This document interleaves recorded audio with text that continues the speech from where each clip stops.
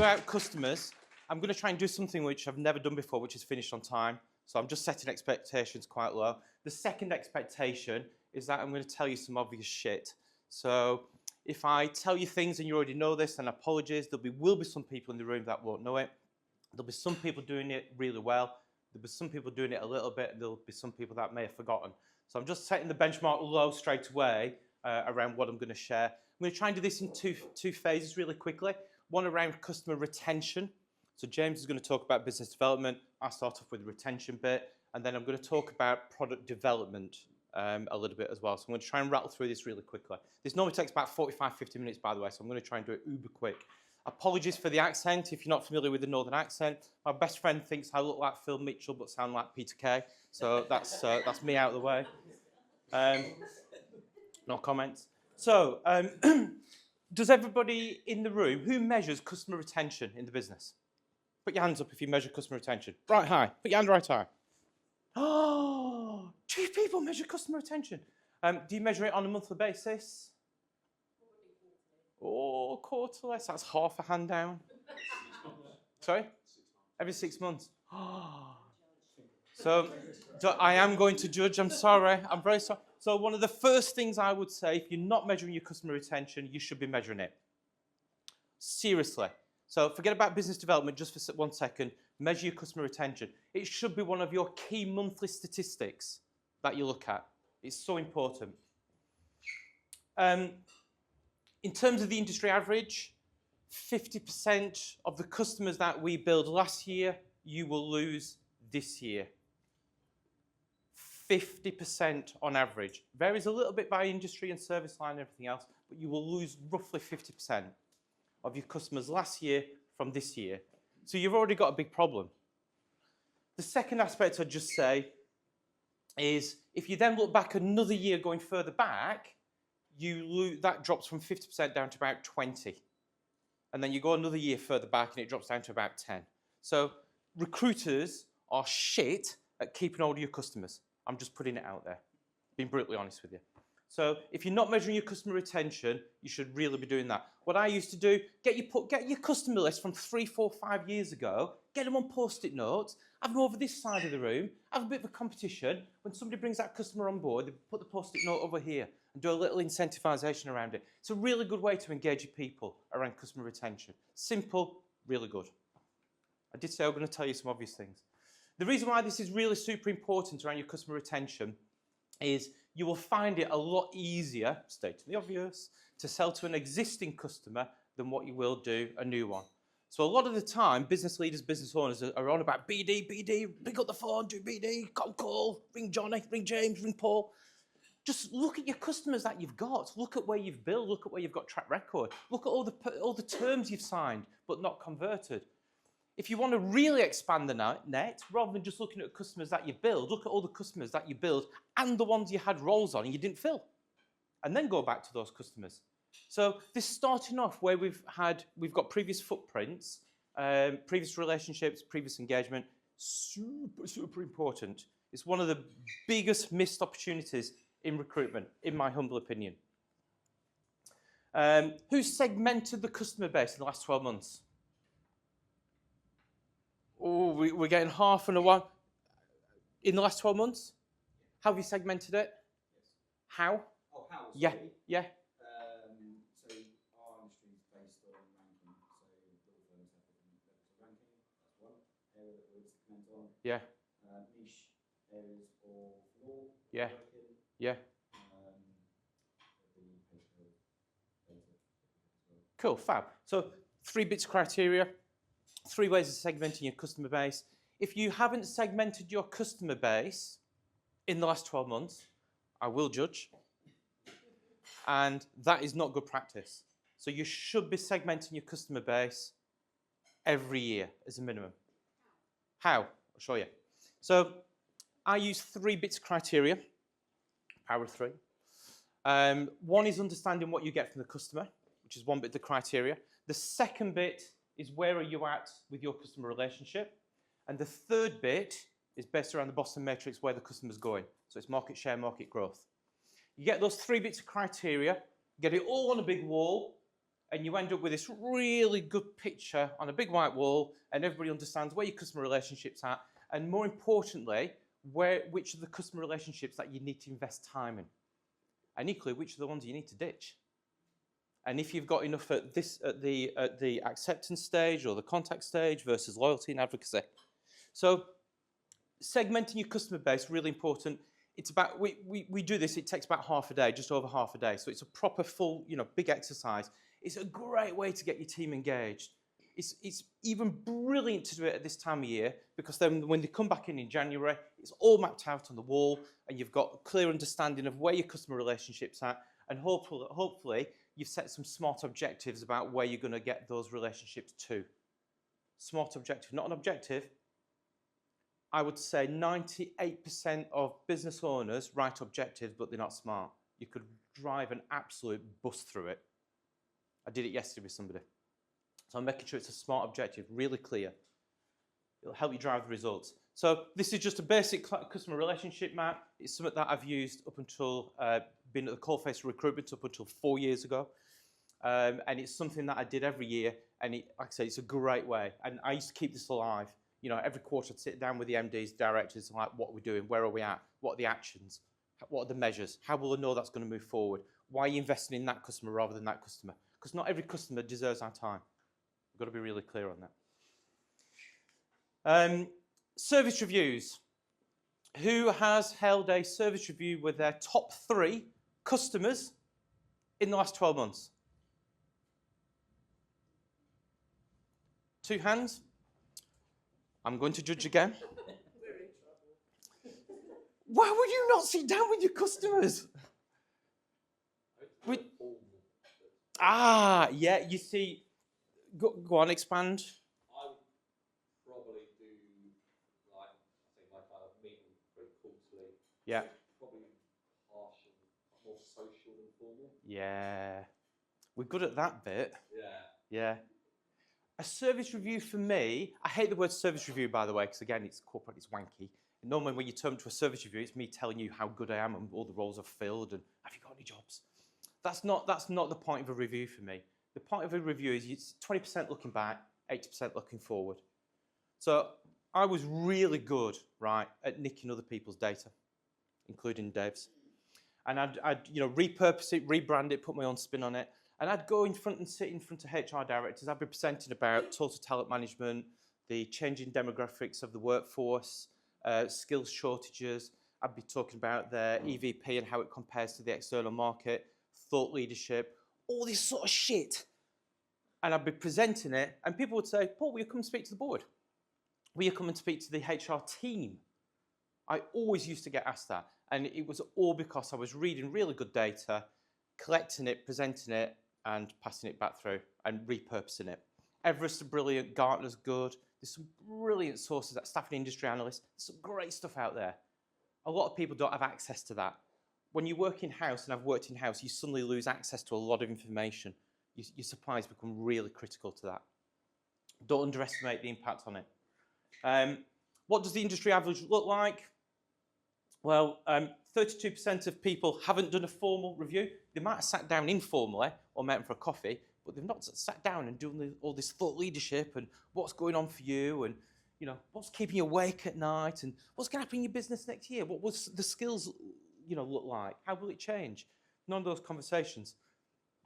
Jay talked a little bit earlier about innovation, and evolution was a word. And I thought it was a really cute word because we can't evolve as recruiters if we're not really clear what the customer's needs and pain points are. We just can't do it. You'll always be a contingent recruiter. By the way, as a contingent recruiter, is everybody contingent? Is anybody retained? A little bit fully? 25%. Good. So you accepted from this. Everybody else who runs and owns a business, you work for about 70 to 80% of the year for free. 70 to 80% of your time is for free. Can you think of another industry where you work 70 to 80% of the time for free? That's because you work all these roles and you don't get paid for it. The customer cancels it, they change their mind, they fill it internally, somebody else fills it. They decide they want something different in a different location. So you work a lot for free. That's a massive, massive issue for the industry. And I think it's about time the industry gets hold of this and does something different. Seriously. If you don't evolve, you're always going to be the same, doing the same old thing. Everybody in this room, Dave and I were talking this morning, this is like one of the shittest times I've ever known in the recruitment industry. So, I can be positive, I can tell you everything's going to be fine, the sun's going to come out next month. It's pretty shit out there. But the recruiters that are doing well are the ones that are starting to evolve.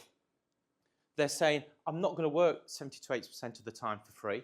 I might as well work half the roles and make more money because I'll be being paid for them or I'll fill them. It's absolutely the right mentality. So, looking ahead now, I think we're about to head to a perfect storm. Do I think the market's going to bounce back next year? No. Do I think we're going to see some growth? Yes. Do I think things are going to change? Yes. So, balanced view on the market going forward. What do I think? The skills shortage is here to stay. HR directors from every bit of research are saying their TA team has not got capacity to take on any more vacancies. That's good news for recruiters. Yeah, positive news for recruiters. It's one of the main concerns. Every bit of HR data that comes out is saying TA teams are going to struggle. Skills shortage, here to stay. Customers are looking more for solutions. They're bored with contingent recruiters. They're looking for something different. Jay talked a little bit around EVP and brand awareness, measuring it. There's loads of stuff you can do around that for your customers about giving them some intelligence. When I used to walk into pictures, when I was working at Interquest, I'd actually get my marketing team to do a little brand report, and we'd go in there and say, this is how your brand compares to all your competitors, and we'd give them some real good insights. I'd even tell them where they recruited from and where they lost their workforce to. I've even been sat in a room not too far from here, and an HRD has turned to the head of TA and said, why the fuck do I not get that data from you? Which was a bit awkward because he was a friend. But this is how we can use data to really get on the front foot and elevate those conversations that we have. And the big thing is increasing your fill rate. Massive, massive opportunity. So does anybody see this article about 3-4 months ago? Stephen Bartlett? No? Now, I'm not a fan of Stephen Bartlett, but he's tall, bloody good looking, and his voice is like, I would go to bed with him, seriously. He's the coolest guy in the world. He came out and said that the recruitment industry was broken. And he said it was dysfunctional. The models were based around contingent recruitment, not about solutions. It wasn't using data, wasn't using tech. It wasn't focused on building the brand. And the speed and technology just weren't sort of connected. So I actually agreed with all of that. Now, his messaging was a little bit intentional because he just put a load of cash into an RPO business. So you can see where that conversation was going. However, I did agree with sentiment. I did think that is actually true. It's just that I think his intentions were slightly disingenuous. So what do we do? You can be in the Red Sea, as Jade said earlier, and just be one of many. I'd have done that as a Red Sea, by the way, if I'd have known you were going to use the Red Sea. So you can just be one of many and stay a contingent recruiter, but don't whinge in 12 months' time if you go, oh, the market's hard, I'm finding it difficult. Well, you're going to say that if you're just doing the same thing over and over again. You've got to do something different. So a couple of choices. Stay as you are. Jade has probably done all this and could probably explain it a lot better if she's done an MBA. So the product adaptation curve, where do you want to be when new products and services come out? You don't want to be a late majority, and you certainly don't want to be a laggard. Otherwise, you'll just be competing on price. So this is about trying to be innovative with your service. Think about your customers. Jade talked about customer pain points. Spot on. These are some of my top 20 reasons why organizations ask for help from recruiters. I'm sure there's a lot more than 20, by the way, but these are just my top 20. May resonate. You may know some customers that have some of these pain points. You probably spot one or two things that aren't on there, by the way. So understanding your pain points is really important. Think back to what I said before. If you're not measuring your customer retention and you're not getting in front of your customer, then how do you know what the pain points are?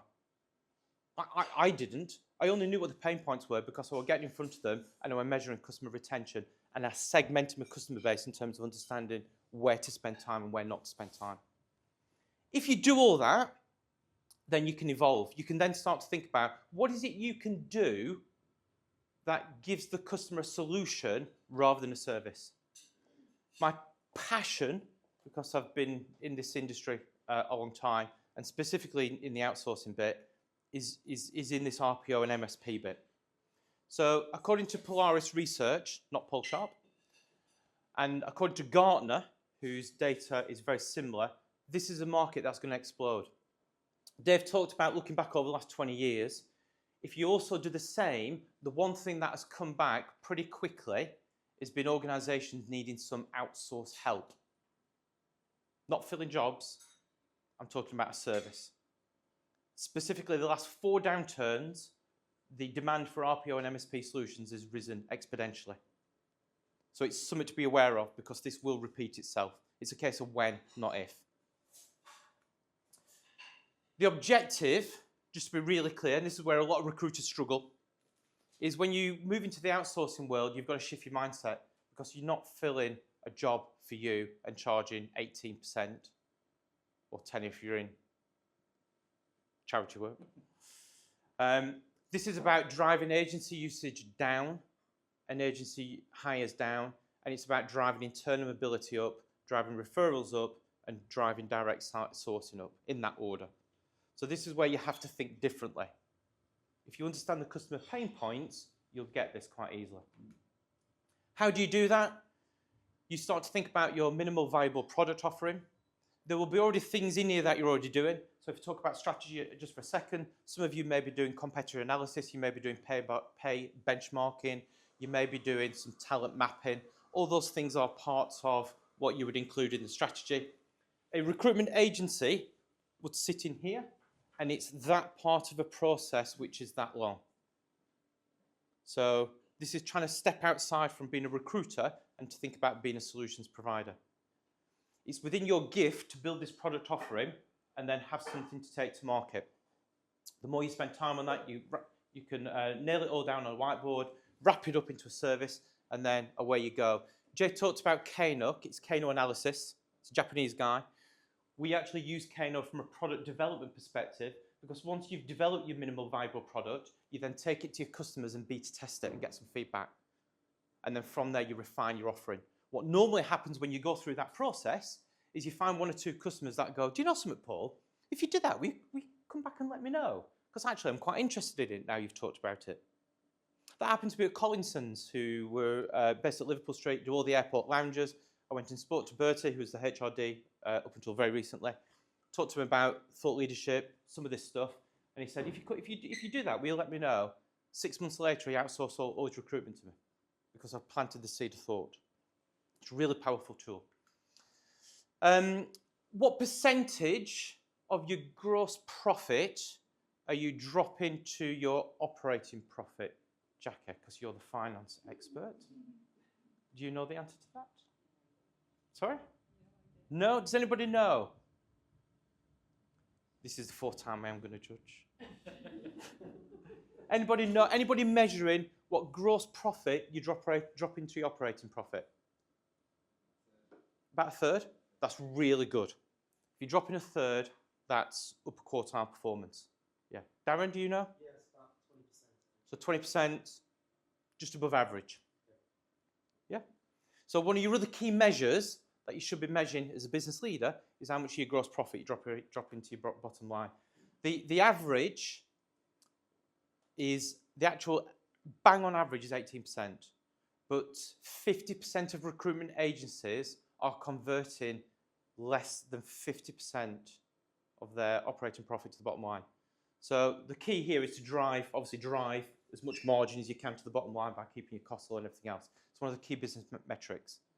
So if there's nothing else you're doing, just make sure you're looking at that on a monthly basis. Super, super important.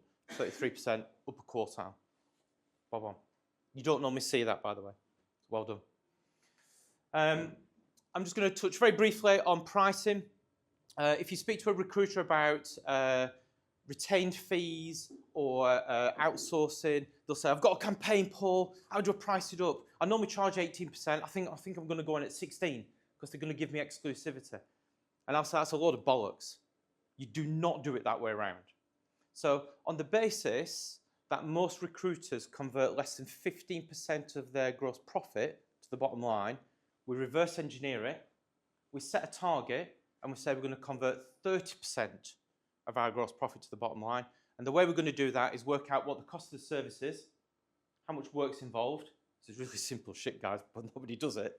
Work out the cost of the service, put your margin on top, and that means you're going to be converting twice as much gross profit to your bottom line. And that works out your pricing. You don't do it the other way around. So really simple way of making a lot more money, but a different way of doing it. I'm hoping that's been useful. If there's one thing I would urge you all to do, I'll give you some data points there around customer retention, conversion of your gross profit to your bottom line. On the North Star website, on the homepage, on the right-hand side of the toolbar at the top is a quick business health check. It takes about 5 minutes to complete. If you complete it and put your data in, you will get the industry average in the UK against the top 13 business metrics that we think are the top 13 business metrics. It's a good time to do it because it'll help you identify any gaps so that you can then build a strategy around it for 2025, understanding how you compare to your competitors. Again, Jay talked about this. How often do we compare ourselves to our competitors? Well, we can't because nobody's going to tell you what the return on investment is to marketing or how much of the profit they convert into the bottom line, usually. But this is a really great way and a great tool for doing that, and it's free of charge. That's me. I'm going to hand over to James. Thank you.